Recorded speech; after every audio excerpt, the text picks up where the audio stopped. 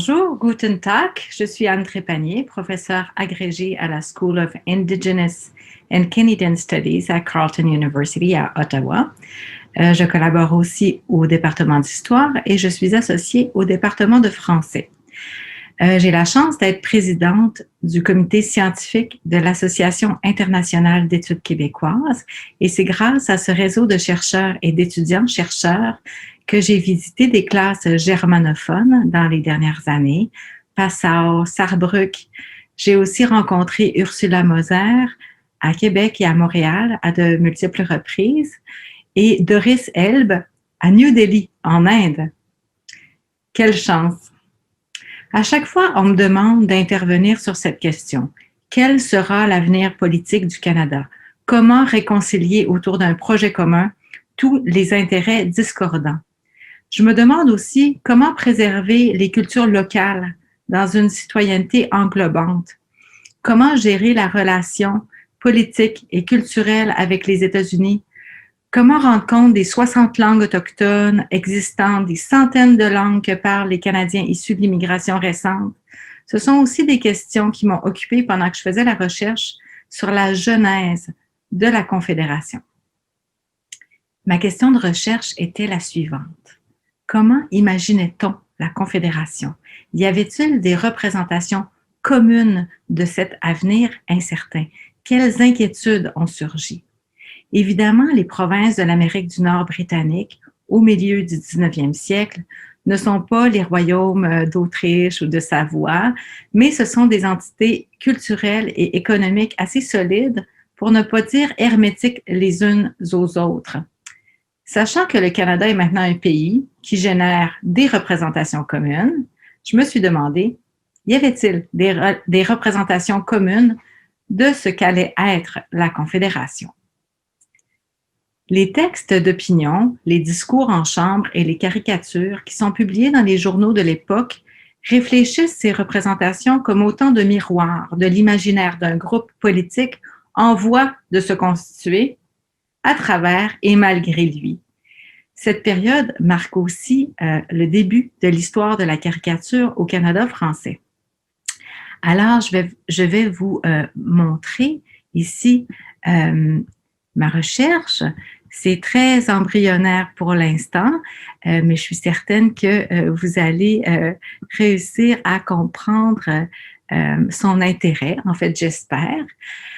Mon corpus est constitué de caricatures et d'éditoriaux provenant des 4 territoires qui allaient signer le pacte de confédération. Il fait une large place au tableau du péril et du risque calculé. On a ici les 4 régions. Les thèmes de l'unité ou de la rupture, géographique, identitaire, culturelle, nationale, ils sont omniprésents. Le projet de confédération du Canada est souvent présenté par ses héros comme une chance inespérée, un momentum dans une situation politique favorable à la redéfinition du groupe. À mon sens, ce projet est conjugué sur le topos du gain et de la perte. La Confédération est un projet qui appartient au risque calculé comme le résultat de la tension entre l'imaginaire du péril et celui de l'appartenance à un nouveau grand peuple qui serait différent de celui des Américains. Entre la peur de la Confédération et le rêve d'un royaume, les textes et les images de ce Canada à naître sont très riches, à mon sens, pour rendre l'humeur générale du pays en devenir. Un des thèmes de ces représentations les plus prégnants, c'est celui du monstre, qui est aussi présent dans les charades et dans les rébus. Donc, on a l'idée de morceau et l'idée de monstre. Dans le corpus que j'ai rassemblé, la Confédération est souvent métonymique, justement, prise pour un tout, ou synecdotique, représentée par ses parties. Un tout tel un monstre, ou par ses parties, les têtes de l'hydre, par exemple. Les images textuelles et les caricatures vont souvent se soutenir, jouant à la courte échelle jusqu'à construire ensemble, l'une s'appuyant sur l'autre, un espace de représentation visuelle plus vaste, que lorsque ces sources sont considérées pour ce qu'elles sont, du texte ou une image. Une image vaut 1000 mots, certes, mais certains mots contribuent à construire d'autres images et ainsi de suite. L'unité et la rupture est le thème qui traverse toutes les représentations. Je trouve que l'idée de morceaux, de rebut, de charade rassemble bien cette représentation. À chaque morceau correspond une idée, le tout en amène une autre, un peu comme le font maintenant, aujourd'hui, les 10 provinces et les 2 territoires, et d'autre part, l'entité du Canada. Précédemment à la Confédération comme telle, il y a eu 2 grandes conférences, celle de Charlottetown et celle de Québec. Les 2 ont en commun d'avoir laissé les journalistes sur le parvis. Ainsi, les faiseurs d'opinion sont-ils prompts à décrire les délibérations comme secrètes et constituant la bête. Donc, cette idée de l'importance nationale qui est tenue cachée derrière des portes closes.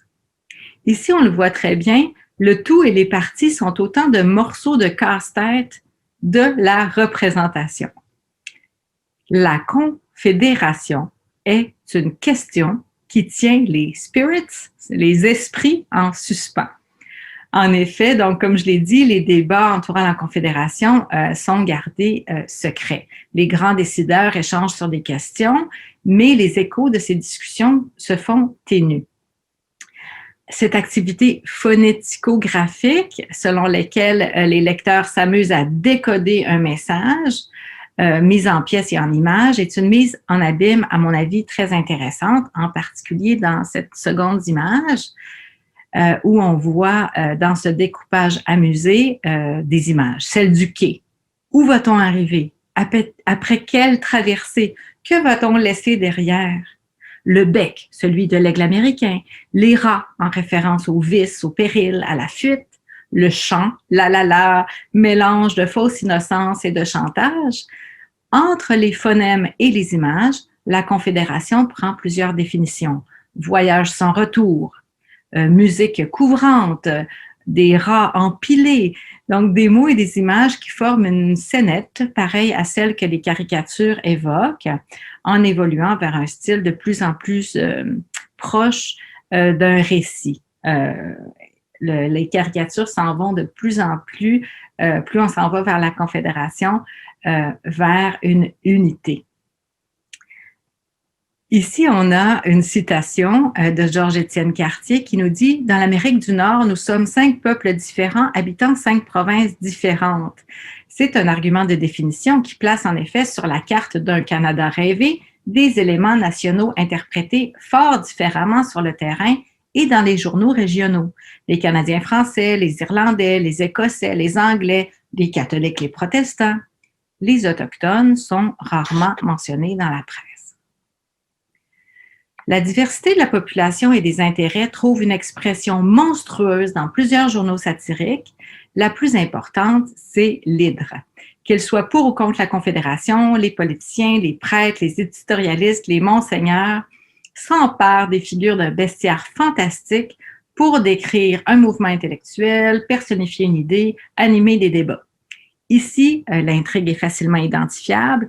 La Confédération est une bête monstrueuse qu'un certain George Brown chevauche et que les 2 autres essaient d'endormir ou d'encenser. L'hydre et la pieuvre sont les images les plus fréquentes.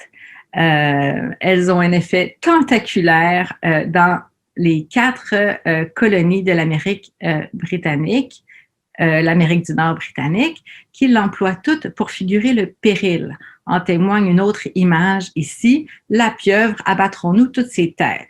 Ici, il s'agit du péril financier, du péril de gouvernance. Des tournures de phrases telles que relevées dans le journal de Saint-Hyacinthe, la Confédération va mettre le Canadien français en présence non plus de 2 anglophones, mais de 7, rappellent encore les 7 têtes de l'hydre.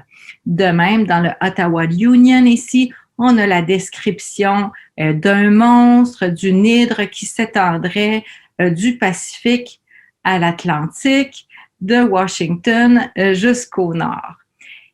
En finissant, je voudrais vous faire remarquer que Benjamin Franklin avait déjà euh, avait déjà publié cette caricature qui rejoint nos deux thèmes, les morceaux et le monstre. Et même, il y a Jean-Baptiste Éric Dorion qui avait cité en chambre que le Canada de la Confédération serait un pays sans profondeur, qui pourrait être découpé en petits bouts comme une anguille. Les images de pieuvres dévorantes sont associées aux reptiles, aux autres créatures parentes, rampantes, expression visuelle synonyme de perversité et du vilain. Il faut se rappeler que 1867, hein, la date, le 1er juillet, c'est la Confédération canadienne. Ce moment dans l'histoire, c'est le milieu du 19e siècle, c'est une époque de romantisme, c'est l'époque où les feuilletons d'Eugène Sue, de Victor Hugo et de Charles Dickens inondent la presse aussi au Canada et que les spectres, les fantômes et les corbeaux, les pieuvres et les hydres vont contribuer à l'imaginaire de la Confédération. L'hydre est la plus persistante des illustrations de cette association politique qui va prendre la forme du Canada en 1867. Merci d'avoir écouté et je vous dis à bientôt.